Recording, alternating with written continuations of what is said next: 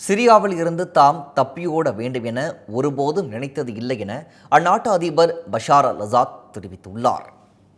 சிரியாவில் கடந்த 2011ஆம் ஆண்டில் உள்நாட்டு போர் தொடங்கியது. அண்மையில் தலைநகர் டமாஸ்கஸ் நோக்கி ஆயுதமேந்தி முன்னேறிய கிளர்ச்சியாளர்கள் அதிபர் மாளிகையை கைப்பற்றினர். இதனால் அதிபர் பஷார் அல் அசாத் விமானத்தில் ரஷ்யாவுக்கு தப்பிச் சென்றார். அதிபர் மாளிகையை கைப்பற்றியதன் மூலம் சிரியாவில் கடந்த 54 ஆண்டுகளாக ஆட்சி செய்து வந்த அதிபர் பஷார் அல் அசாத்தின் குடும்ப ஆட்சியை கிளர்ச்சியாளர்கள் முடிவுக்கு கொண்டு வந்தனர். இந்த நிலையில் ரஷ்யாவில் இருந்தவாறு செய்தி நிறுவனம் ஒன்றுக்கு சிரிய அதிபர் பஷார் அல் அசாத் பேட்டியளித்துள்ளார்.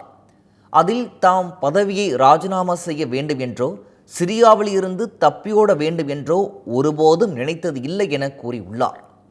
கிளர்ச்சியாளர்கள் ட்ரோன் வாயிலாக தாக்குதல் நடத்தியதால் கடைசி நேரத்தில் ரஷ்யாவின் தயவுடன் நாட்டை விட்டு வெளியேறியதாக பஷார் அல் அசாத் தெரிவித்துள்ளார்.